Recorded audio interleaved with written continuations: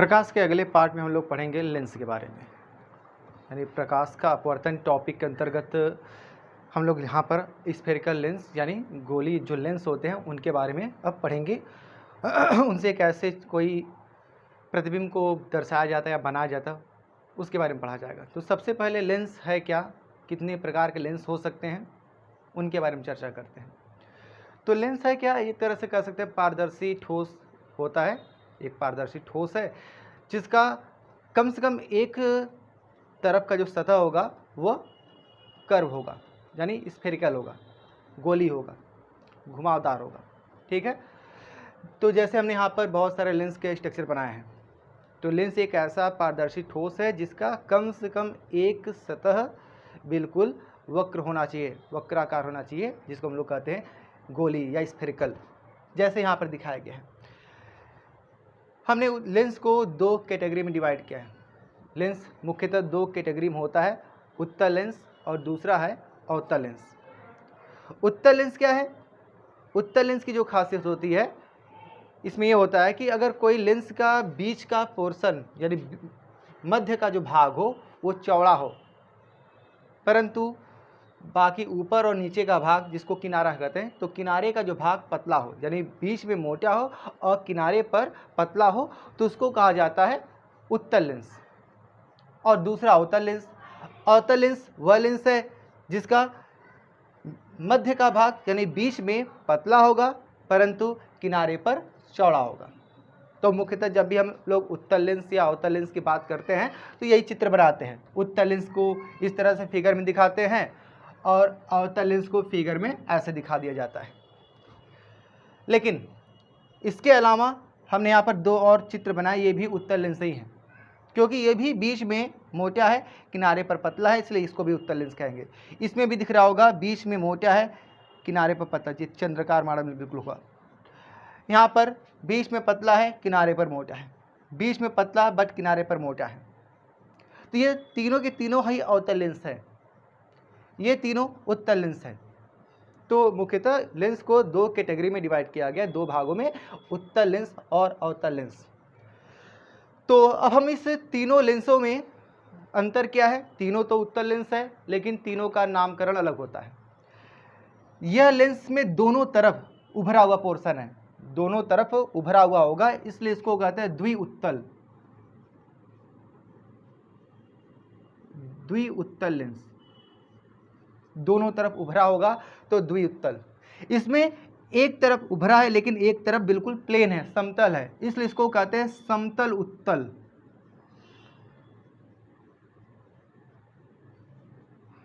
यानी इसको कहेंगे द्विउत्तल लेंस, इंग्लिश में बाई कॉन्वेक्स, और इसको कहते हैं प्लेनो कॉन्वेक्स यानी समतल उत्तल लेंस।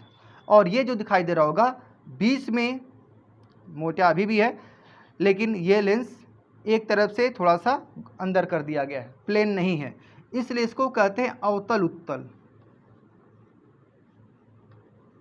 अवतल उत्तल लेंस यानी कॉनकेव कॉन्वेक्स लेंस। तो ये तीनों के तीनों हमारा उत्तल लेंस ही है, ये दिख रहा है। तो अंतर बस यही है कि दोनों पोर्शन घुमावदार हुआ, उभरा हुआ तो इसको द्विउत्तल लेंस कहेंगे। एक पोर्शन समतल है तो समतल उत्तल, एक पोर्शन गहरा है यानी अवतल है तो अवतल उत्तल कहेंगे। इस चित्र में भी देखते हैं तो इसमें दोनों ही अवतल है, दोनों तरफ अवतल है, अंदर की तरफ है तो अवतल कहा जाता है। ठीक है, तो इसको कहते हैं द्विअवतल।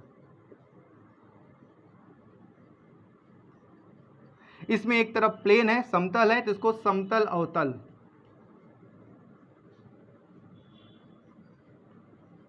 और इसमें एक तरफ फूला हुआ है, बाहर की तरफ घुमावदार है, इसको कहते हैं उत्तल अवतल।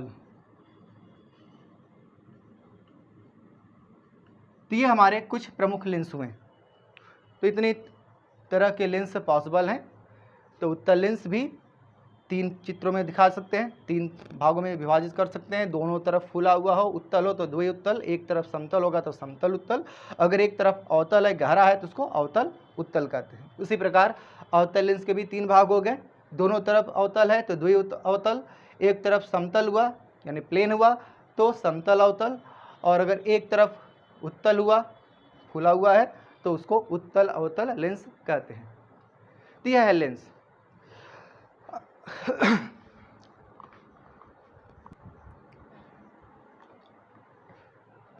अब लेंस से संबंधित कुछ परिभाषाएं, लेंस से संबंधित जो कुछ टॉपिक्स हैं, पॉइंट्स हैं जिनके बारे में जानना आवश्यक है, उसके बारे में चर्चा करते हैं।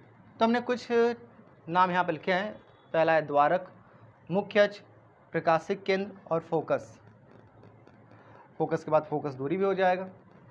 तो जैसे हम लोग दर्पण के बारे में पढ़े थे, बहुत सारे डिफिनीशन थे वहाँ पर, परिभाषाएं थी, बिल्कुल वैसे यहाँ पर लेंस से संबंधित भी कुछ परिभाषाएं हैं, जिसमें से कुछ परिभाषाओं को बिना किरण आरेख द्वारा हम लोग समझ नहीं सकते हैं, लेकिन कुछ परिभाषाएं वैसे ही समझा जा सकता है। तो उनको पहले देख लेते हैं। इसमें सबसे पहले लिखा गया द्वारक। द्वारक को अपर्चर भी कहते हैं, अपर्चर इंग्लिश में। तो अपर्चर का मतलब होता क्या है कि इसका द्वारक, इसका मुख कितना बड़ा हो, यानी लेंस का जो साइज, एक तरह से कह सकते हैं लेंस का जो साइज होता है, लेंस कितना बड़ा या छोटा होगा यहाँ से नापने पर, तो ये पूरा जो लेंथ है ऐसे नाप दिया जाए, तो इस साइज को, इसकी लंबाई को ही कहते हैं द्वारक। यानी इसका द्वारक भी इसकी लंबाई के बराबर होगा। जैसे वहाँ पर द्वारक था, बिल्कुल द्वारक यहाँ पर भी है। दूसरा है मुख्य अक्ष। अब मुख्य अक्ष क्या है? हमें मालूम है कि कोई भी लेंस है तो ये बिना गोला किए पॉसिबल नहीं होगा, यानी ये भी एक तरह से गोले का ही एक भाग होगा। ठीक है, दो गोली पृष्ठ आपस में घेर दिए होंगे, एक गोली पृष्ठ हो गया, दूसरा गोली पृष्ठ हो, दोनों आपस में मिलेगा तो क्या बनेगा? एक लेंस बनेगा। तो जब दो गोली पृष्ठ आपस में मिलकर लेंस बनाते हैं तो दोनों गोली पृष्ठ की त्रिज्याएं या उसका केंद्र तो होगा ही। जैसे इस गोली पृष्ठ का भी केंद्र होगा, इस गोली पृष्ठ का भी केंद्र होगा। तो दोनों केंद्र को जब मिला दिया जाए तो दोनों केंद्र को मिलाने वाली जो रेखा होती है उसी को कहते हैं मुख्य अक्ष। ठीक है, यानी लेंस हमारा जिन गोली पृष्ठों से बनता है उन गोली पृष्ठों के केंद्रों से मिलाने वाली जो रेखा होती है उसे कहा जाता है मुख्य अक्ष। यानी इसके पास दो केंद्र हो जाएंगे, एक तरह से कह सकते हैं। इसके गोली पृष्ठ का केंद्र इधर होगा, दूसरे पृष्ठ का केंद्र इधर होगा। तो दोनों केंद्रों को मिलाने वाली जो रेखा होगी उस रेखा को कहते हैं मुख्य अक्ष। इसी प्रकार यहाँ पर भी है, दोनों गोली पृष्ठ का केंद्र आपस में मिला दिया जाए, इस गोली पृष्ठ का केंद्र हुआ और दूसरे गोली पृष्ठ का केंद्र हुआ, आपस में मिला दे इन केंद्रों को, तो मिलाने वाली जो रेखा होगी इसको भी यहाँ पर नाम दिया जाएगा सीधे सीधे मुख्य अक्ष या प्रिंसिपल एक्सिस। ये दोनों परिभाषाएं समझना आसान है। लेकिन जो तीसरी परिभाषा है प्रकाशिक केंद्र, इसके लिए हमें रे डायग्राम यानी किरण आरेख द्वारा समझना पड़ेगा। तो किरण आरेख द्वारा समझना मतलब कि इस जो प्रकाशिक केंद्र, इसकी कुछ खासियत होती है। कभी कभी बस हमें ये बता दिया जाता है कि लेंस के बिल्कुल बीच वाला जो बिंदु होता है उसी को कहते हैं प्रकाशिक केंद्र, लेकिन यहाँ पर भी वो चीज़ सही है। लेकिन अगर लेंस हमने दूसरी तरीके का ले लिया, जैसे हमने इस तरह का लेंस ले लिया, या जो ये चंद्राकार वाला लेंस था ये लेंस ले लिया, तो इसका प्रकाशिक केंद्र यहाँ पर आता है और इसका प्रकाशिक केंद्र बाहर निकल जाता है। यानी प्रकाशिक केंद्र जो लेंस के बीच वाला भाग कह दिया जाए, बीच वाला बिंदु कह दिया जाए, तो वह बिल्कुल सही नहीं होगा। इसलिए इसका जो सही परिभाषा है वो किरण आरेख द्वारा ही समझाया जाता है। तो इनकी खासियत क्या है? हम जानते हैं कि अगर कोई भी किरण इस पर हम लोग आपतित करेंगे तो लेंस से बाहर निकलेगा तो कुछ टेढ़ा हो जाएगा, घूम जाएगा, कुछ ना कुछ होगा जरूर। तो जब भी कोई किरण यानी इस मुख्य अक्ष पर स्थित एक ऐसा बिंदु होगा, मुख्य अक्ष पर स्थित वह बिंदु जिससे होकर जाने वाली किरणें सीधी निकल जाए, बिना घूमे सीधे निकल जाए, उस बिंदु को नाम देते हैं प्रकाशिक केंद्र। ठीक है, वह केंद्र बाहर भी हो सकता है। अगर इस तरह का लेंस लिया जाए वो केंद्र बाहर होगा, यानी उसका बिंदु इधर है, यानी इस बिंदु से पास करने वाली सभी किरणें सीधा निकल जाएंगी बिना घूमे। इसलिए लेंस के भीतर होना वह हमेशा के लिए सही नहीं है। जब द्विउत्तल का केस होगा या द्विअवतल का केस होगा तो ऐसा सही है कि लेंस का बिल्कुल बीच वाला जो बिंदु है उसको हम लोग कह देते हैं प्रकाशिक केंद्र। लेकिन जो सही परिभाषा है वो हम इस चित्र के अनुसार देंगे, यानी कि परिभाषा में जब भी लिखा जाएगा तो ये जरूर दिखाएंगे कि मुख्य अक्ष पर स्थित वह बिंदु जिससे होकर जाने वाली किरणें सीधे निकल जाए, सीधे मार्ग पर निकल जाए, बिना विचलित हुए सीधे मार्ग पर निकल जाती हैं, उस बिंदु को कहते हैं प्रकाशिक केंद्र। बिल्कुल वैसे ही अवतल लेंस में भी होगा, यानी मुख्य अक्ष पे स्थित वह बिंदु जिससे होकर जाने वाली किरणें बिना विचलित हुए सीधे निकल जाए, तो इस बिंदु को कहते हैं प्रकाशिक केंद्र। तो यह है प्रकाशिक केंद्र की सही परिभाषा, यही परिभाषा लिखा जाता है। नंबर 4 है फोकस। फोकस की परिभाषा के लिए, समझने के लिए भी चित्र की सहायता पड़ेगी, बिना फिगर के हम नहीं समझ सकते। तो अगर कोई फोकस को बनाना है, फोकस को दर्शाना है, तो फोकस यहाँ पर किसी भी लेंस के पास एक फोकस नहीं होता है, लेंस के पास हमेशा 2 फोकस होता है, दोनों को ही मुख्य फोकस कहा जाता है। तो उन फोकस को हम लोग रिप्रेजेंट भी F1 या F2 से या F या F डैश से करते हैं, यानी दोनों फोकस को या तो F1 F2 या तो F डैश से निरूपित किया जाता है। तो ये फोकस है क्या, उसको समझते हैं।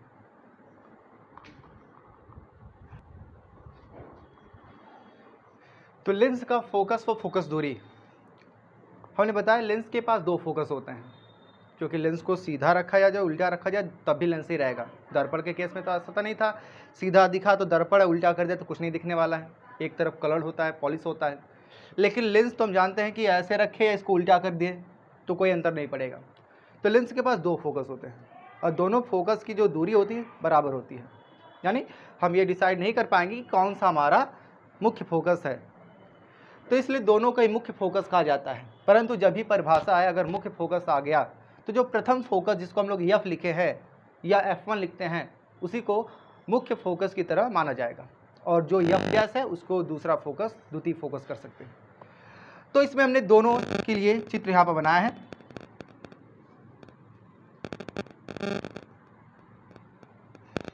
प्रथम फोकस या मुख्य फोकस उत्तल लेंस का, और जो दूसरा फोकस है F डैश, अवतल लेंस के लिए भी प्रथम फोकस और F डैश के लिए।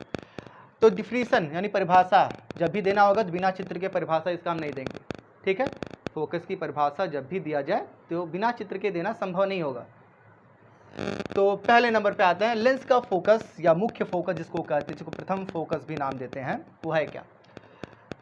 तो जैसे दर्पण के केस में फोकस का परिभाषा था कि मुख्य अक्ष के समांतर चलने वाली किरणें परावर्तन के पश्चात एक ही बिंदु से होकर जाती हैं, वैसे कुछ यहाँ पर भी है।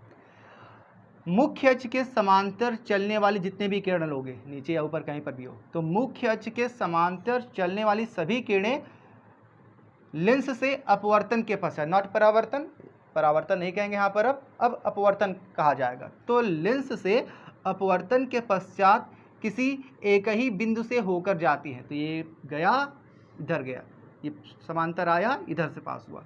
तो मुख्य अक्ष के समांतर चलने वाली सभी किरणें लेंस से अपवर्तन के पश्चात एक ही बिंदु से होकर गुजरती है, उस बिंदु को कहते हैं दर्पण लेंस का मुख्य फोकस या प्रथम फोकस, जिसको F से या F1 से इंडिकेट करते हैं, निरूपित करते हैं। वैसे यहाँ पर भी है, मुख्य अक्ष के समांतर चलने वाली किरणें अपवर्तन के पश्चात, ये देखो फैल रही होंगी, तो अपवर्तन के पश्चात जब ये फैलेंगी तो ये कभी मिलेंगे नहीं वास्तव में, ये वास्तव में कभी नहीं मिलने वाली हैं। लेकिन ये इसको अगर पीछे प्रोड्यूस करे, पीछे खींचे, तो ये पीछे किसी बिंदु पर आकर मिल जाती है। इसलिए परिभाषा में दिया जाएगा कि किसी अवतल दर्पण के लिए ऐसा होगा, केवल लेंस के लिए होगा। तो मुख्य अक्ष के समांतर चलने वाली सभी किरणें अवतल लेंस से अपवर्तन के पश्चात मुख्य अक्ष पर स्थित किसी एक ही बिंदु से होकर निकलती हैं, निकलती हुई प्रतीत होती हैं, ठीक है। किसी एक ही बिंदु से निकलती हुई प्रतीत होती हैं, उस बिंदु को ही कहते हैं प्रथम फोकस या मुख्य फोकस अवतल दर्पण के लिए। तो एक चीज़ ये भी स्पष्ट हो गया कि जो लेंस है, लेंस का जो मुख्य फोकस है वो किधर है, दाईं तरफ है और ये बाईं तरफ है। इसलिए इसके जो मुख्य फोकस की दूरी होगी, यानी इसके लिए जब स्मॉल एफ, जिसको फोकस दूरी कहते हैं, फोकस दूरी मतलब लेंस से एफ की जो दूरी होगी, और लेंस से नहीं, हम लोग प्रकाशिक केंद्र एक्चुअली कहते हैं। तो प्रकाशिक केंद्र से जो एफ की दूरी होती है उसी को कहते हैं फोकस दूरी। तो यहाँ पर एफ का मान, फोकस दूरी का मान धनात्मक आएगा उत्तल लेंस के लिए, और यहाँ पर ऋणात्मक आने वाला है। एक और घटना देखा गया, ये सभी किरणें एक ही बिंदु से गुजरने लगती हैं, यानी ये एक तरह से कन्वर्जिंग प्रॉपर्टी हो जाएगा, यानी सभी किरणें एक तरफ जब मोड़ दिया जाए, ऐसे लेंस को कहते हैं कन्वर्जिंग लेंस। तो ये कन्वर्जिंग लेंस का काम करता है। दूसरा, ये फैला देगा, इसको डाइवर्ज करना। तो डाइवर्जिंग लेंस इसमें कौन होता है? अवतल। कन्वर्जिंग होता है उत्तल। तो ये प्रथम फोकस या मुख्य फोकस की बात हुई। इसी चित्र को उल्टा कर देती है, बन जाएगा, यानी समांतर निकल रही है, इसमें समांतर आ रही थी, इसमें समांतर निकलेगी। तो मुख्य अक्ष पर एक ऐसा बिंदु होगा जहां से किसी किरण को हम लेकर जाएंगे तो अपवर्तन के पश्चात समांतर हो जाएगी। यानी मुख्य अक्ष पर स्थित एक ऐसा बिंदु जिससे होकर गुजरने वाली सभी किरणें या जिसकी तरफ जाने वाली किरणें, क्योंकि अवतल लेंस का केस होगा तो उसकी तरफ जाती हुई प्रतीत होने वाली किरणें अपवर्तन के पश्चात सीधे सीधे समांतर हो जाएगा मुख्य अक्ष के। तो ऐसे बिंदु को कहते हैं द्वितीय फोकस, या F' से या F2 से निरूपित करते हैं। तो ये हमारा दो तरह का फोकस हुआ। जब भी कोई सवाल लगेगा, सूत्र लगेगा, तो उसमें फोकस हमारा यही मेन होता है, यही मुख्य फोकस है। प्रथम फोकस कहो या मुख्य फोकस कहो, इसी को फोकस कहते हैं एक्चुअली। यही फोकस दूरी में इसका काम करते हैं। दूसरा, ये प्रॉपर्टी है लेंस का कि उसको सीधा रखो या उल्टा रखो, बिंदु नहीं बदलने वाला है। इसलिए ये भी प्रॉपर्टी है कि अगर हम किसी फोकस से अगर किसी किरण को लेकर जाते हैं तो वो समांतर कर देता है। अपवर्तन के पश्चात सभी किरणें मुख्य अक्ष के समांतर हो जाता है, यानी प्रॉपर्टी मिल गया हमको। किसी भी फोकस से अगर कोई भी किरण पास करता है तो मुख्य अक्ष के समांतर हो जाने वाला है। ये फोकस की तरफ जा रहा था तो मुख्य अक्ष के समांतर हो जाता है। तो इस तरह से दो तरह के फोकस यहाँ पर प्राप्त हुए। तो मुख्य फोकस, जिसको प्रथम फोकस कहेंगे, और जो दूसरा F' लिखा गया है या F2 लिखोगे, इसको हम लोग कहेंगे द्वितीय फोकस। तो मुख्य फोकस यहाँ पर ये होगा जिसका सवालों में हम इस्तेमाल करेंगे, यानी मुख्य फोकस लेंस के उत्तल लेंस के लिए धनात्मक होगा और अवतल लेंस के लिए ऋणात्मक का इस्तेमाल करेंगे। दर्पण में भी यही काम था, उत्तल लेंस का फोकस धनात्मक था, अवतल लेंस का फोकस ऋणात्मक, और दर्पण के लिए भी यही सेम होता है।